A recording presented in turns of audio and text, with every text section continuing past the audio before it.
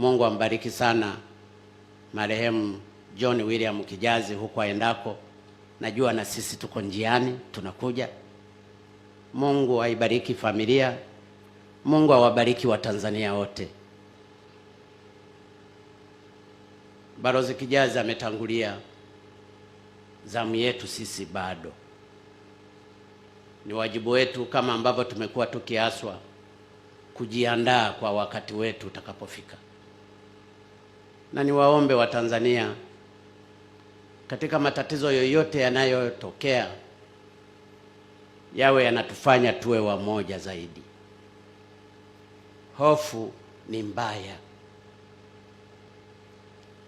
Ulipoingia ugonjwa huu wa kubana mafua mwaka jana, tuliushinda kwa sababu tulimtanguliza Mungu pamoja na juhudi zingine mbalimbali. Unapoona kitu huwezi ukakitatua wewe, mwambie Mungu. Mungu ndiyo muweza. Lakini tumefikia mahali sasa tunatishana sana. Leo nilitumiwa message na waziri wa fedha Dr. Mpango ambaye amelazwa Dodoma, na ninaomba niisome hapa kwa faida ya wale waliokuwa wanatwiti kwamba amekufa.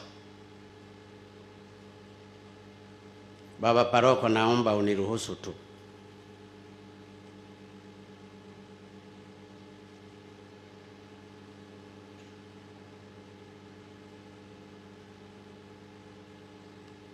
Amenitumia leo asubuhi.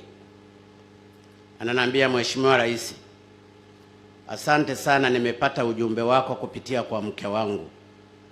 Kwa neema ya Mungu naendelea vizuri. Ninakula, ninafanya mazoezi ya kifua na kutembea. Hao wanaonizushia kifo kwenye mitandao niliwaombea msamaha kwa Yesu wakati wa sala ya jioni jana. Mheshimiwa Rais, Mungu akubariki na akupe neema na ujasiri zaidi katika kuliongoza taifa letu katika wimbi hili. Naungana nawe na familia katika maombolezo ya kifo cha mpendwa wetu Mheshimiwa Katibu Mkuu Kiongozi Balozi John Kijazi. Rest in peace. Waziri Mpango ni huyo ambaye aliambiwa jana amekufa. Yeye amesema katika sala yake jana jioni aliwaombea msamaha kwa Yesu. Mwisho wa kunukuu. Ninachotaka kusema, ndugu zangu wa Tanzania, magonjwa yapo na yataendelea kuwepo. Magonjwa ya vifua, ya kupumua na kadhalika yatakuwepo, na hayakuanzia hapa. Ziko nchi ambazo zimepoteza watu wake wengi. Sisi Tanzania, Mungu ametusaidia sana katika kipindi cha mwaka uliopita. Tuendelee kusimama kwa kuchukua tahadhari, lakini pia tukimtanguliza Mungu. Mungu hashindwi. Tumefika mahali hapa njiani watu wanaanza kusita hata nguvu za Mwenyezi Mungu katika maisha yetu. Tumeanza sana kutegemea nguvu za ubinadamu. Narudia kuwaomba ndugu zangu, tujue Mungu yupo. Mungu ndiye muweza yote. Ninashukuru viongozi wetu wa dini, mmeendelea kulihubiri hili. Tuendelee ndugu zangu wa Tanzania kusimama na Mungu. Tulishinda mwaka jana, inawezekana hili ni jaribu lingine. Nalo tukisimama na Mungu tutamshinda. Tusitishane na kuogopeshana, tutashindwa kufika. Inawezekana kuna mahali tumemkosea Mungu. Inawezekana kuna mahali tunapata jaribu kama Waisraeli walivyokuwa wakienda Kanani. Tusimame na Mungu ndugu zangu wa Tanzania. Tusimame na Mungu.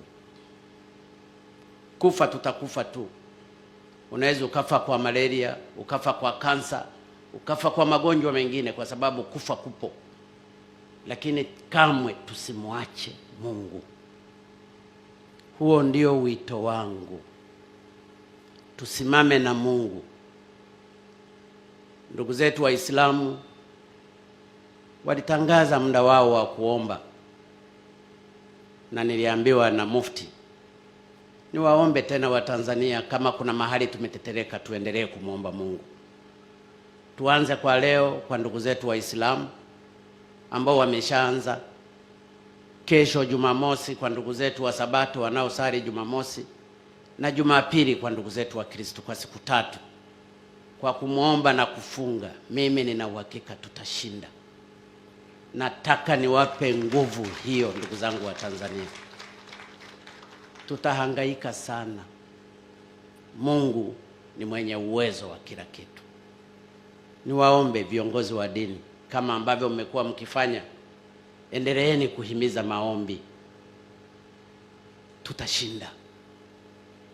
Tulishinda mwaka jana, tutashinda mwaka huu, tutashinda miaka yote, kwa sababu kamwe Mungu hajaweza kuliacha taifa hili. Tumeshinda mwaka jana mpaka tukaingia kwenye uchumi wa kati, na corona ipo. Uchumi ukaendelea kupanda na corona upo. Miradi ikaendelea kutekelezwa, wala hatukuweka lockdown. Hata sasa hatutaweka lockdown, kwa sababu tunajua Mungu yupo siku zote. Niliona nitoe huu wito, ndugu zangu, kwa sababu ninaamini mimi ni kiongozi wenu. Nina wajibu wa kuwakumbusha kwamba taifa hili liko mikononi mwa Mungu, na Mungu ataendelea kutusimama. Baba Paroko na ndugu viongozi wenzangu, familia ya marehemu Kijazi ameondoka hapa duniani kama shujaa. Maalim Seif ameondoka hapa duniani kama shujaa. Tuwaenzi na kuyaamini mambo yao walioyatekeleza hapa duniani kwa mapenzi makubwa. Mama Kijazi, ninakuomba ukaendelee kulisimamia hili. Ninajua ni muombaji mzuri. Endelea kumwombea mume wako. Watoto, mkaendelee kujenga umoja huo huo ulioachwa na baba yenu. Ndugu na jamaa, kiwepo mdogo wake Kijazi, kasimamieni hilo, ili katika hayo yaliyofanywa mazuri ya uadilifu na upendo mkubwa wa Mheshimiwa Balozi Kijazi, yakazae wakina Kijazi wengine hapo baadaye. Ninawashukuru sana ndugu zangu waombolezaji, na kushukuru mzee Kikwete kwa kuja. Nawashukuru viongozi wote mliohudhuria hapa. Nakushukuru sana Baba Paroko. Nakushukuru sana. Naomba uzifikishe shukrani kwa Baba Askofu Ruwaichi na Wakristo wote. Ninawashukuru sana viongozi wa dini zote ambao kwa umoja wetu tumekusanyika hapa kwa ajili ya kuomboleza mpendwa wetu na kumsindikiza kwa mema aliyoyafanya hapa duniani. Kwa Mheshimiwa Balozi Kijazi, nina historia naye ndefu kidogo. Wakati nimechaguliwa na mzee Mkapa kuwa naibu waziri wa ujenzi mwaka 95, nilitembelea maeneo mengi ya barabara na nikakutana na wahandisi wengi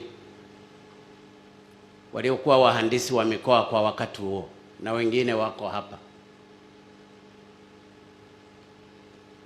Nilipotembelea barabara za Dodoma, nikakuta barabara za Dodoma zote zinapitika, pamoja na kwamba zilikuwa za vumbi. Nikamuuliza mhandisi Kijazi, kwa nini barabara zako ni nzuri kuliko barabara za wahandisi wengine wa mikoa, wakati fedha zinatolewa ni zile zile?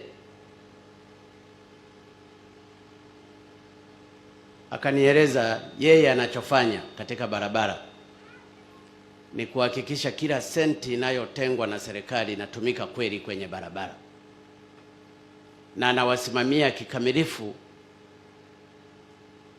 makandarasi waliokuwa wakishiriki kutengeneza zile barabara. Nilipopiga hesabu kulinganisha fedha zilizokuwa zinapelekwa Dodoma akiwa mhandisi wa mkoa na mikoa mingine Tanzania, zilionekana yeye alikuwa anapelekewa fedha kidogo, lakini barabara zake nzuri sana. Niliporudi wizarani, nikatoa ushauri kwa waziri wangu kwa wakati huo, Mama Ana Abdalla, kwamba nimegundua kuna mhandisi mmoja anafanya kazi sana na maintenance za barabara ni nzuri na barabara zake ni nzuri. Sasa kama ameweza kufanya kwa mkoa mmoja wa Dodoma, ninaomba Mama Ana Abdalla tumpromote huyu awe mkurugenzi, afanye maintenance ya barabara zote za Tanzania. Mama Ana Abdalla akanikubalia. Ndipo Injinia Kijazi akateuliwa moja kwa moja kuja Dar es Salaam na akawa anashughulikia barabara zote za maintenance Tanzania nzima, na barabara nyingi zikaanza kupitika, na yeye alikuwa hakai ofisini, alikuwa anatembelea barabara zake. Ilipofika mwaka 2000 baada ya uchaguzi, mimi nikachaguliwa kuwa waziri. Nilipopata uwaziri nikajua inawezekana Mkapa akaniletea katibu mkuu mwingine. Si kawaida kwa waziri kwenda kuomba katibu mkuu. Nilitembea nikaja Ikulu, nikamwona mzee Mkapa, nikamuomba kwamba ningeomba huyu ambaye ni mkurugenzi wa barabara awe ndiye katibu mkuu wa Wizara ya Ujenzi. Nilifanya hivyo, nilijua nafanya makosa, mzee Kikwete anafahamu, lakini niliona ngoja nijilipue ili kusudi nimweleze tu mzee Mkapa. Mzee Mkapa aliniangalia kwanza, nafikiri alinishangaa, lakini nikanyamaza, wala hakunipa jibu. Mwaka 2002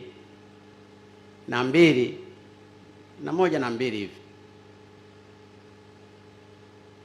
Mheshimiwa Balozi Kijazi akawa ameteuliwa kuwa katibu mkuu wa Wizara ya Ujenzi. Alifanya kazi kweli. Reforms nyingi ambazo zimefanyika Wizara ya Ujenzi na kutengenezwa barabara nyingi zilitengenezwa katika kipindi chake.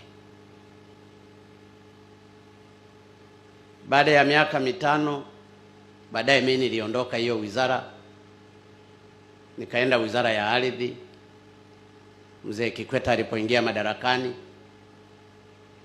lakini bado akamuona Injinia Kijazi anafaa kufanya kazi mahali pengine pakubwa zaidi. Akateuliwa Balozi Kijazi kuwa balozi akiwakilisha India. Akateuliwa na mzee Kikwete. Alipokuwa kule India, mengi mmesikia, amefanya mambo mengi sana, na akaifanya India kuwa karibu sana na Tanzania, na mpaka waziri mkuu wa India ndugu Mondi akaja akatembelea Tanzania. Nafikiri na Mheshimiwa Kikwete pia akatembelea India na nchi zingine. Ni kwa sababu ya kazi nzuri za kizalendo za Balozi Kijazi. Nilipoteuliwa kuwa rais, nilijaribu kutafuta nani ni atanisaidia kuwa katibu mkuu kiongozi. Nikamwona Kijazi ndiye anafaa kuwa katibu mkuu kiongozi. Ndio maana nikamteua, nikamuita kutoka ubalozini akawa katibu mkuu kiongozi. Najua watendaji wenzangu, makamu wa rais, waziri mkuu, mawaziri na makatibu wakuu wote na watendaji wengine watakubaliana nami kwamba sikufanya makosa. Ndugu Kijazi alikuwa mnyenyekevu, hajikwezi. Mimi ananizidi umri, amezaliwa 56, Mimi nimezaliwa 59, lakini ukimuita Balozi Kijazi alikuwa mnyenyekevu sana, hakuwa na makuu, na saa nyingine ukitaka kumtumbua hata mtu mwingine anakuambia, mheshimiwa, labda ungesubiri kwanza kama siku 2 ujirekebishe uangalie. Na kweli ukikaa siku 2 unakuta umeshabadilisha.